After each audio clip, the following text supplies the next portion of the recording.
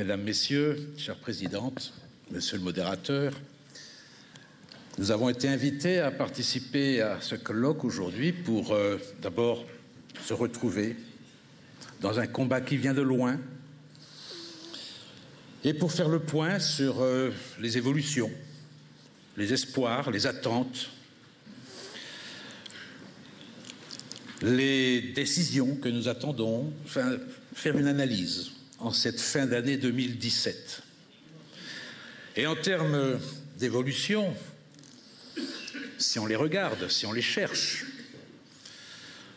voire même de bouleversement, et en termes d'analyse, je dirais qu'il y a ce qui bouge et il y a malheureusement ce qui ne bouge pas, mais qui en soi provoque ce qui bouge.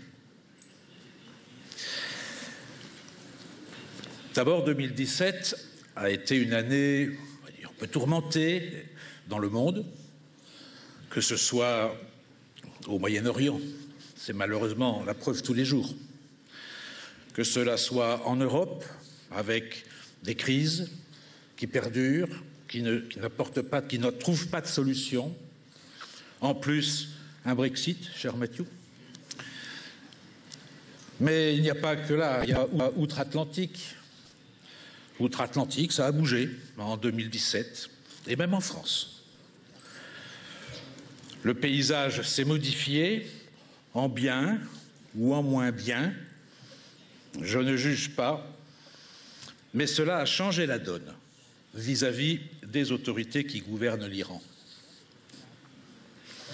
Au titre de ce qui ne change pas, c'est l'attitude répressive des autorités iraniennes vis-à-vis de son peuple qui met ce pays au premier rang donc du palmarès des exécutions rapportées au nombre de sa population. Cela continue, cela ne change pas, mais peut-être que cela commence à faire modifier les consciences des autres. Ce qui ne change pas non plus, c'est le comportement agressif de l'Iran à visée expansionniste dans la région via les Pasdaran et leurs milices supplétives en Irak, en Syrie ou au Yémen. Et lorsque ce comportement est pointé du doigt et fait poser la question des missiles balistiques et des ingérences de l'Iran dans les pays voisins, ce qui ne change pas, ce sont les réponses cinglantes et immuables en retour. Ça, c'est sans changement. Ainsi, lorsque la France demande des négociations sur la question balistique, en complément de l'accord sur le nucléaire, elle s'entend répondre publiquement à la télévision d'État par Ali Akbar Yelatayi, qui est le conseiller du guide pour les affaires internationales. Il répond qu'il est évident que la réponse est négative. Non. Il répond que sur ces questions de défense et du programme balistique, ils n'ont à demander la permission à personne. Fermé le banc. Discussion close, par avance. Et il ajoute très diplomatiquement: mais en quoi cela regarde-t-il M. Macron? Et d'ailleurs, qui est-il pour s'ingérer dans nos affaires? On l'appellera Macron ou tout autre nom dans le monde. Cela regarde toujours les démocrates et les amoureux, les défenseurs de la liberté, de s'intéresser aux affaires là où on massacre son peuple, quoi qu'il arrive. Pour Téhéran, ce n'est pas le tir d'un missile sur Riyad en provenance du Yémen qui aggrave les tensions régionales, mais c'est la partialité de la France, voire du monde occidental. C'est de leur faute. Mais il est vrai que le guide suprême, qui se présente en véritable artisan de la politique internationale de l'Iran, a souvent répété que le changement d'attitude demandé par les Occidentaux ne peut qu'aboutir à un changement de régime. Je pense qu'il affirme là sa crainte. Nous aurions préféré que cela soit sa conviction, c'est-à-dire sa contribution à une solution positive, qu'il parte. En effet, la solution, c'est un changement de régime. Mais il est toujours là. C'est ce qui ne change pas. Parlons maintenant de ce qui change. C'est d'abord cette prise de conscience des autorités françaises que l'Iran n'est pas un partenaire, mais un pays avec lequel la France a noué une relation structurée autour d'un accord sur le nucléaire qu'il faut compléter par une négociation sur le balistique. L'Iran n'est pas un partenaire, c'est nouveau. Ce n'est pas encore grand-chose de révolutionnaire, mais c'est nouveau. Cela veut dire peut-être, en effet, être plus attentif sur les relations, y compris commerciales, que nous pouvons avoir avec ce pays. Donc, ce qui change, c'est cette prise de conscience, d'une part, mais c'est aussi, et là c'est pour nous un grand moment, c'est la publication pour la première fois depuis 29 ans d'un rapport des Nations Unies évoquant explicitement le massacre de 30 000 prisonniers politiques en 1988, pour la plupart membres des Moudjahidines du peuple, à la suite d'une fatwa de Khomeini. Comme vous le savez, la rapporteuse spéciale de la situation des droits de l'homme en Iran, Madame Asma Jahangir, a évoqué pour la première fois depuis cette date, dans son dernier rapport soumis à la 3e commission, la réalité du massacre, les aveux des autorités et le fait qu'il reste une question d'actualité en Iran, car les familles des victimes sont toujours à la recherche de la vérité. Et de ce fait, parce qu'elles cherchent la vérité, se trouvent persécutées et arrêtées.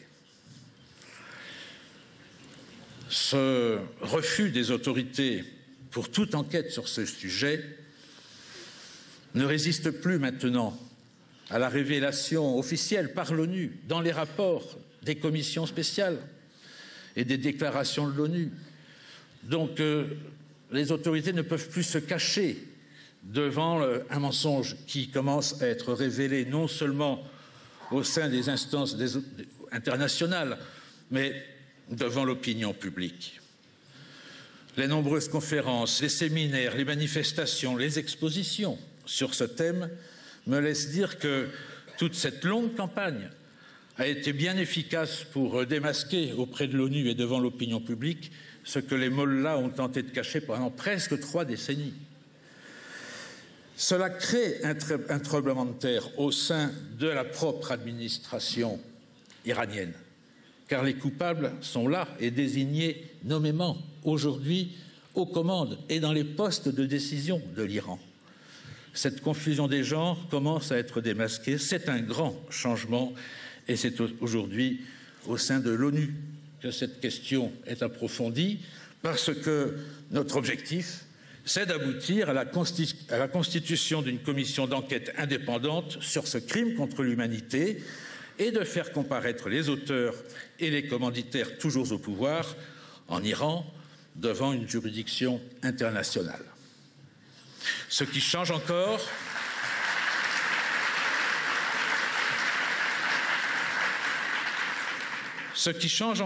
c'est le corps des gardiens de la révolution islamique, le CGRI, les Pasdaran, qui vient d'être désigné comme organisation terroriste par le gouvernement américain.